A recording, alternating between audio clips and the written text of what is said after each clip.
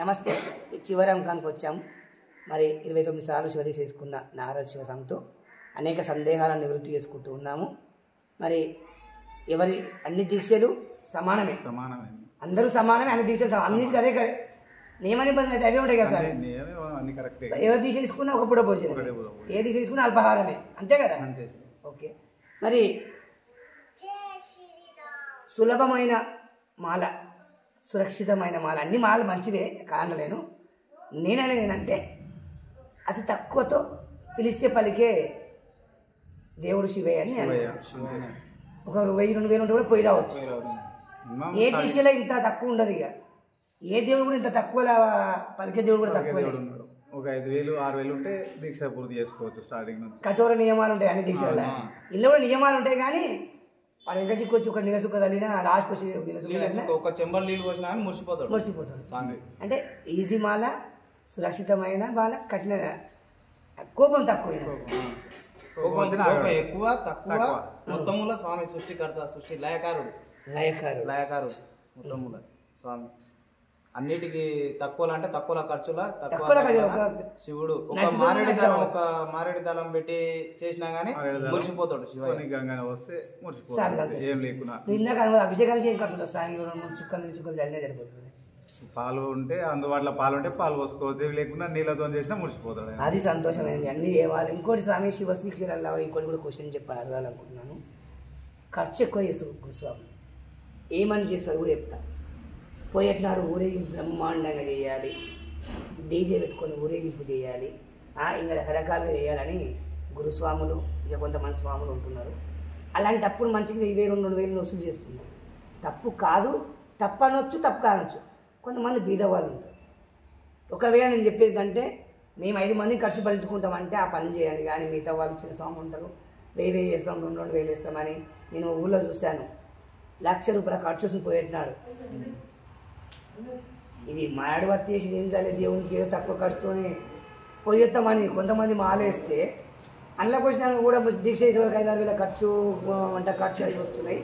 కొంచెం గురుస్వాములు విషయం కూడా మీరు ఏం చెప్తారు? మేము ఇప్పుడైతే చేస్తున్నాము, మేము కూడా ఊరేగింపు అన్నీ చేస్తాం. కానీ ఇక ఇప్పటి వరకు పెద్ద ఖర్చు ఊరేగింపు చేయడం కరెక్టే, శివనామ స్మరణతోటి. అయితే ఏమంటారు అంటే మేము పలకలేము స్వామి, మా నుంచి అయితే మేము నోరు పలకలేము, బాక్స్ పెట్టుకుంటామంటే అది వాడుకుంటాం, మేము ఎగురుకుంటాం. మరి బాక్స్ వాడినప్పుడు బాక్స్కి వస్తుంది ఆ పుణ్యము, ఎవరికి వస్తుంది సార్?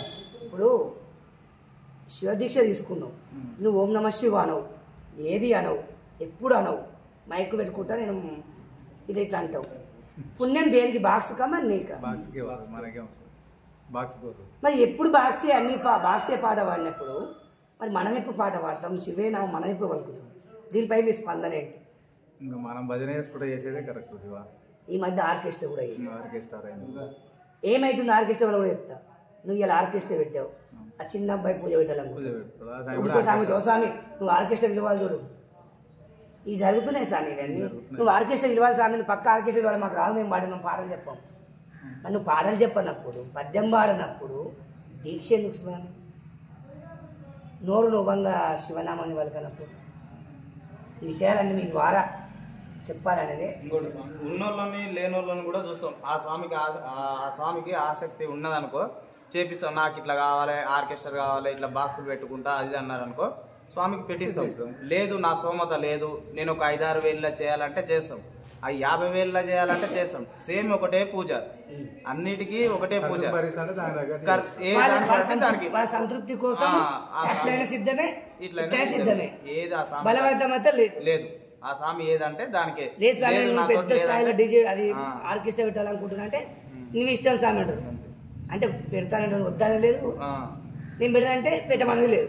అదే ఇది ఊరేంపు ఉంటుంది కదా, ఊరేంపు మలమాత రోజు మా జ్యోతిర్మూడు ఉంటుంది కదా స్వామి, ఆ జ్యోతిర్మూడు రోజు కూడా మా వందల సంఖ్యలో వస్తారు, పాల్గొంటారు. ఇప్పుడు ఒక్కొక్క స్వామికి 30-40 మంది స్వాములు వస్తారు. ఇప్పుడు ఒడిపియ్య నింపాలి అది అని, దాన్ని కూడా ఒకటి అన్నదానం వాళ్ళకి ఏర్పాటు చేస్తాం. దాదాపు 700-800 మంది వస్తారు. ఆ రోజు ఖర్చు ఉంటుంది.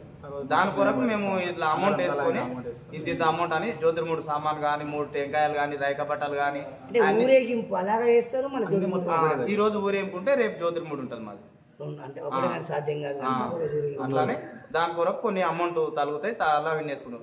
ఆ అన్నదానం అయితే రెగ్యులర్ ఉంటుంది, ప్రతి సంవత్సరం చేస్తున్నాం. అన్నదానం అంటే అన్నదానం అంటే ఇప్పుడు పోయే రోజు అన్నదానం ఊరోళ్ళకి పెడతాం, మాకు చుట్టాలు వచ్చిన స్వామిలో కూడా పెడుతుంటాం. దాదాపు క్వింటల్ బెల్లన్నర పడతాయి స్వామి, క్వింటల్ పడతాయి బియ్యం. సంతోషం అండి. మరి కాసింతసేపు అని కూడా శివస్వాములు ఇక్కడే ఆకర్షించి ఇక్కడ ఉండడం జరిగింది. మరి చాలా ధన్యవాదాలు. చాలా చక్కగా అన్ని గ్రామాల్లో ఇంత చక్కగా స్పందించారు. అంటే కొంతమంది స్పందిస్తుంటే కొంతమంది స్పందించారు. మరి బలాన్పల్లి గ్రామంలో బ్రహ్మాండంగా శివస్వాములు మంచిగా మాట్లాడారు. మరి మనం ఏ సమాచారం అడిగినా నొచ్చుకోకుండా సమాధానం చెప్పారు. ధన్యవాదాలు స్వామి. ఓం నమః శివాయ.